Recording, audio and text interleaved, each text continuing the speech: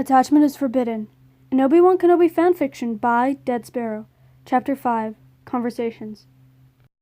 Aure's perspective. I woke up the next morning and got out of the room to find the Queen. She was sitting with her servants in her room having breakfast. "Good morning," I said, bowing. "Good morning," they all said at the same time. "Would you like something to eat, Miss Cinder?" the faint Queen asked me. "No, thank you, Your Highness. I'm not hungry," I refused and asked. "Have Padme and Master Qui-Gon arrived already?" "No, they haven't," she answered. "But I believe Padawan Kenobi is talking with his master right now." "May I ask where he is?" I asked formally. I hated all these formalities, especially when I was not talking to the real Queen. "He was at the ship's cockpit the last time I saw him," she replied. "Thank you, Your Highness. I will leave now." I bowed and left the Queen's room. I walked to the cockpit, and just like I was told, Obi-Wan was there, sitting in a chair and talking with someone through a comlink. I suppose he was talking with his master. I was hoping he had good news. When Obi-Wan finished his conversation, he stood up, turned around, so he saw me. "Good morning," I said. "Good morning," he answered, after a sigh, and looked down. That sigh made me wonder if Qui-Gon had told him anything bad. "Is everything all right?" I asked, concerned. He looked at me and smirked. "Yes, Master Qui-Gon contacted me and told me he is trying to get the ship's parts we need. He is sure that he'll get them." He looked down again. "But that is wonderful," I smiled wide. "Not really," he ran a hand through his short hair. "Let me explain everything. This creature called Watto has the parts we need. Master Qui-Gon met a child who's Watto's slave. Qui-Gon made a bet with Watto. If the child wins a pod race today, we will get the ship's parts, and if the child comes with us." I processed everything he was telling me. "And what will happen if the child does not win?" I asked, fearing the worst. "If that happens, Watto will get this ship," he said. Just what I feared. "So Master Qui-Gon is risking everything just because he trusts a child he barely knows?" I said. Disbelief could be heard in my words. He laughed. "Yes, that is basically what he's doing in a few words." "I am sure the Queen doesn't approve," I said, thinking about Padme. "The Queen doesn't know, and my master told me she mustn't know." I smiled at this, knowing that the real Queen actually knew what was happening. But soon my smile disappeared, and my face showed concern again. Obi-Wan must have noticed this because he took my hand and tried to make me relax. "Master Qui-Gon is wise. He knows what he's doing." I looked at him, and our eyes met. He continued, "I'm sure everything will be fine, and we will leave this planet soon. And then you will be safe." He quickly added, "And the Queen, everyone will be safe." I smiled and whispered, "Of course." Then I looked at his hand, which was still holding mine. He followed my gaze and quickly let go of my hand. As soon as his hand left, mine felt cold.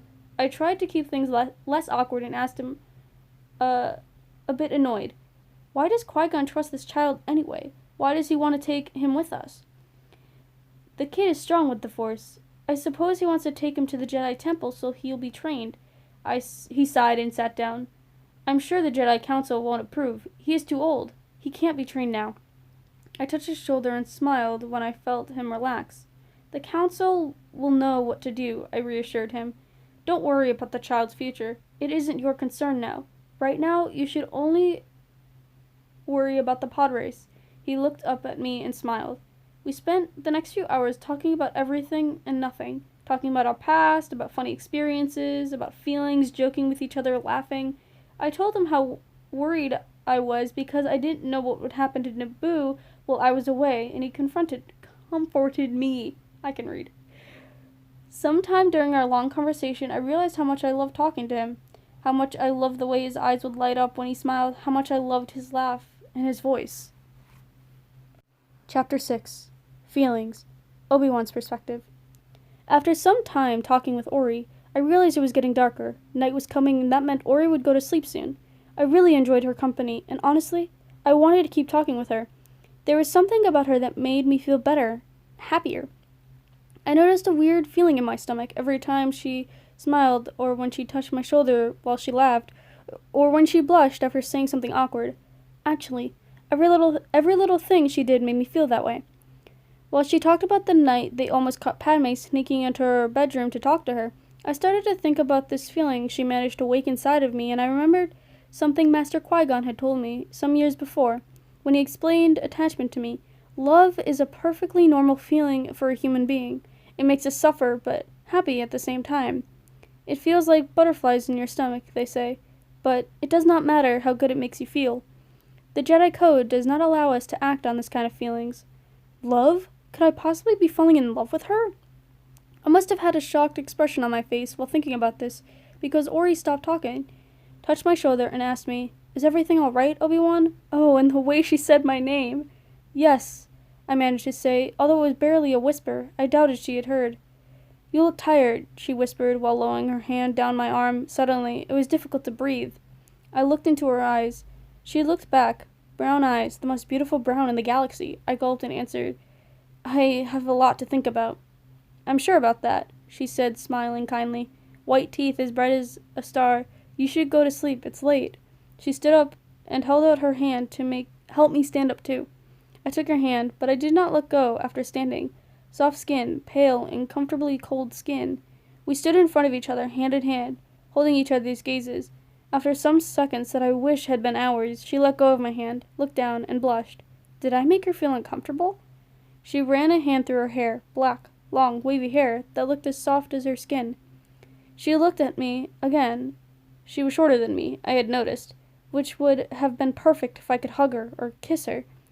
"I am going to sleep, and you will do the same," she said, waving her hand, pretending to do the Jedi mind trick, trying not to smile. I laughed and repeated, "You are going to sleep, and I will do the same." She finally smiled, and my heart skipped a beat, maybe two. "Good night, Aure," I told her softly, and then I turned around and left her. I needed to think. What I was feeling was normal, but I couldn't act on my feelings. "Attachment is forbidden," I kept whispering to myself once I was laying in bed, until I fell asleep with the image of a beautiful captain in mind. Aure's perspective. While talking with Obi-Wan, I realized I could possibly have some feelings for him, and for a second or two, when he held my hand and looked into my eyes with his bright blue ones, I thought that maybe, just maybe, he felt the same. That thought disappeared as soon as I remembered that he was a Jedi, which meant he couldn't love me in return, so I let go of his hand, although I didn't really want to, and looked away before doing or saying anything stupid. I needed time to be alone, to think, and accept the fact that he could not have feelings for me, and to convince myself that this was just a silly crush on a good-looking man. Then, I told him we should go to sleep. He actually looked tired. I kept thinking to myself, it's just a crush. He will never love you, hoping that this feeling would disappear. Minutes before I fell asleep, thinking about a certain blue-eyed Jedi apprentice.